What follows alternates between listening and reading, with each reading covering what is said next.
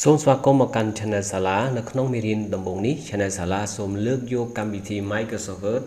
ដែលគេប្រើជាលក្ខណៈទូទៅនៅលើកុំព្យូទ័រដូចជាសៀវភៅដើម្បីកត់ត្រាឯកសារឬក៏សរសេរអត្ថបទឬក៏ធ្វើរបាយការណ៍ផ្សេងៗជាដើមនៅក្នុងវីដេអូនេះយើងនឹងស្វែងយល់ទាំងអស់គ្នាអំពីរបៀបបើកកម្មវិធី Microsoft Word ក៏ដូចជាបើកកម្មវិធី Microsoft Word ដែលមានស្រាប់មកបង្ហាញមុននឹងចាប់ផ្ដើមកម្មវិធីនេះសូមបងប្អូនជួយគាំទ្រ Channel SALA ដោយគ្រាន់តែចុចលើពាក្យ Subscribe ឬក៏សញ្ញាកណ្ដឹងហើយបើបងប្អូនមានចម្ងល់ទាក់ទងទៅនឹងមេរៀននេះសូមកុំភ្លេច comment ឬក៏ទុកសារនៅខាងក្រោមវីដេអូនេះហើយបើចូលចិត្តវីដេអូនេះសូមកុំភ្លេចចុច like ផងដែរដើម្បីបើក Microsoft Word មកប្រើគឺយើងមានជម្រើសច្រើនទី1យើងអាចចូលទៅក្នុងកន្លែង search កន្លែងស្វែងរកនេះដោយវាយពាក្យ Word WORD ពេលហ្នឹងវានឹងបង្ហាញនៅកន្លែងនេះបាទយើងឃើញហើយដោយសារកុំព្យូទ័រនេះមានកម្មវិធី Microsoft Word 2016យើងឃើញវាកន្លែងនេះវាដាក់ Word 2016អញ្ចឹងយើងចុចនៅលើវាម្ដងមកចុចខាងឆ្វេងមកវានឹងចេញបែបនេះបាទឬក៏យើងមានជម្រើសមួយទៀតបានន័យថាយើងអាចស្វែងរកនៅលើ desktop ជួនកាលវាមានផ្លូវកាត់មាន shortcut ដែលមាននៅលើ desktop ស្រាប់បាទនៅក្នុងនេះមាន logo ជាច្រើនប៉ុន្តែបើយើងមើលមែនទែនទៅនេះកន្លែងនេះគឺមាន logo Word 2016អញ្ចឹងយើងចុច2ដងមកចុចមកខាងឆ្វេង2ដងមកវានឹងចេញបែបនេះជំរើសមួយទៀតផងដែរគឺយើងអាចចូលទៅរកជួនកាលគឺមាននៅខាងក្រោមនេះបាទបើយើងមើលនៅខាងក្រោមនេះយើងមាន logo ជាច្រើនបានន័យថាពេលកម្មវិធីណាដែលយើងប្រើជាញឹកញាប់គឺយើងអាចដាក់នៅកន្លែងហ្នឹងអញ្ចឹងយើងឃើញកន្លែងនេះគឺ logo របស់ Word 2016អញ្ចឹងយើងចុចម្ដងលើវាមកវានឹងចេញបែបនេះមកដល់ចំណុចនេះគឺយើងមានឯកសារគំរូជាច្រើនដែលមានស្រាប់បានន័យថាយើងអាចរើសយកគំរូណាមួយទម្រង់ឯកសារណាមួយដែលគេមានជាគំរូឲ្យស្រាប់យកមកប្រើការឬក៏យើងអាចជ្រើសរើសតែឯកសារទំព័រអក្សរសុទ្ធដែលយើងអាចយកមកសរសេរអត្ថបទឬក៏បន្ថែមឬរចនាខ្លួនយើងទៅបាទឯកសារនោះគឺមានជាកន្លែងនេះគឺយើងមើលនៅខាងក្រោមនេះគេមានដាក់ថាជា blank document អញ្ចឹងដើម្បីចូលយកទំព័រអក្សរនោះមកប្រើគឺយើងចុចនៅលើវា2ដងមកន័យថាម៉ៅខាងឆ្វេង2ដងបាទគឺវាចេញបែបនេះបាទសូមជម្រាបថាដល់ចំណុចនេះបានន័យថាយើងដល់កន្លែងដែលយើងអាចវាយអត្ថបទបានហើយគឺយើងវាយអ្វីដែលយើងចង់ធ្វើវាជាភាសាខ្មែរវាជាភាសាអង់គ្លេសជាដើមហើយបើសិនជាយើងចង់បើកឯកសារមួយទៀតនៅក្នុងយើងកំពុងតែធ្វើការទៅហើយយើងចង់បើកឯកសារថ្មីមួយទៀតគឺយើងមើលឯកសារឈ្មោះឯកសារទី1នេះគឺ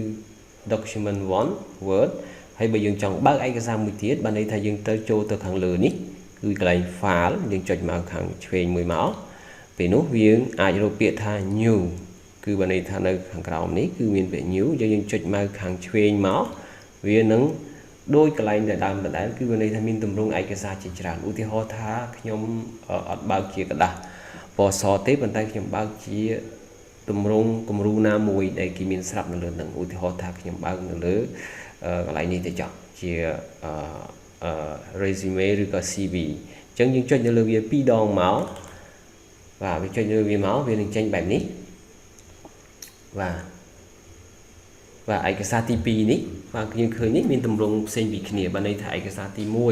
1យើងមានជាឯកសារសធម្មតាឯកសារទី2នេះគឺយើងយកទម្រង់ដែលគេមានស្រាប់បានន័យជាលក្ខណៈ CV គ្រាន់តែថាយើងយកវាមកកែប្រែតែម្ដងបាទចំណុចចុងក្រោយដែលខ្ញុំចង់យកមកបង្ហាញនៅពេលនេះគឺយើងនឹងទៅបើកឯកសារមួយដែលយើងអាចនិយាយថាយើងធ្វើពីមុនមកហើយយើងចង់យកវាមកមើលឡើងវិញឬក៏ចង់យកមកកែប្រែបាននេះជាឯកសារដែលយើងធ្វើស្រាប់ចេញពីกระดาษសហើយជាអត្ថបទដែលយើងមានហើយស្រាប់យើងយកមកកែប្រែឡើងវិញឬក៏មើលឡើងវិញគឺយើងចូលទៅកន្លែង file នៅខាងលើខាងឆ្វេងនឹងដែរបាទចុចលើ file មកចុចលើ file រួចហើយយើងចូលកន្លែងពាក្យថា open បាទចុចនៅលើ open សូមជម្រាបថាកុំព្យូទ័រគឺដូចជាផ្ទះមួយអញ្ចឹងគឺដូចជាបន្ទប់មួយអញ្ចឹងបានន័យថានៅក្នុងហ្នឹងគឺបានន័យអូមកថាផ្ទះគឺវាមានបន្ទប់ជាច្រើនមានកន្លែងទុកអីវ៉ាន់ជាច្រើនអញ្ចឹងរាល់ឯកសារដែលយើងបើកឬក៏យើងធ្វើការនៅលើកុំព្យូទ័រហ្នឹងយើងត្រូវចាំថាតើយើងរក្សាទុកនៅក្នុងកន្លែងណាមួយនៅក្នុងបន្ទប់ណាមួយនៅកន្លែងតំបន់ណាមួយអញ្ចឹង ខ្ញុំដឹងថាឯកសាររបស់ខ្ញុំហ្នឹងគឺខ្ញុំទុកនៅលើ desktop ហើយខ្ញុំដឹងថាឯកសារហ្នឹងគឺឈ្មោះអ្វីអញ្ចឹងខ្ញុំចូលទៅលើ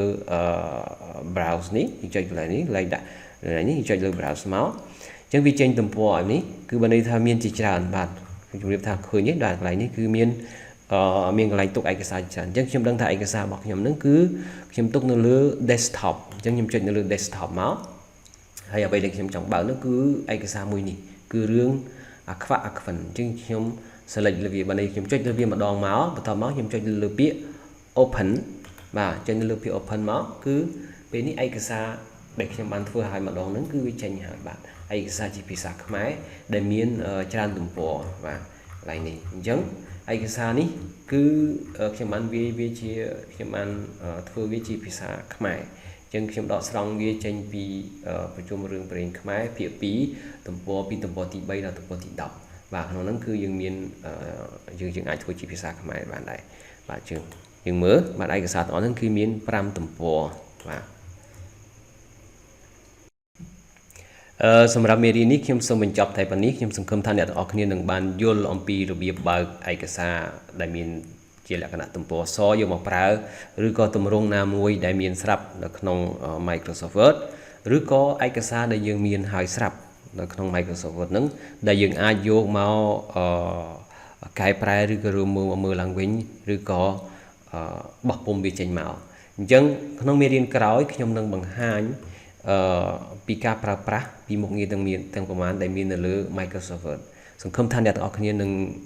ចូលចិត្តវីដេអូនេះហើយសូមកុំភ្លេចចុច like ហើយនិង subscribe ផងបើសិនជាអ្នកទាំងអស់គ្នាចូលចិត្តហើយបើមានចម្ងល់ណាមួយទាក់ទងនឹងមេរៀននេះសូមកុំភ្លេចcomment នៅខាងក្រោមឬក៏ទុកសារនៅខាងក្រោមហើយខ្ញុំនឹងព្យាយាមឆ្លើយអ្នកទាំងអស់គ្នានៅក្នុងមេរៀនបន្ទាប់អរគុណដែលបានទស្សនាពីដើមដល់ចប់សាលាសូមជម្រាបលានិងជួបគ្នានៅវគ្គក្រោយ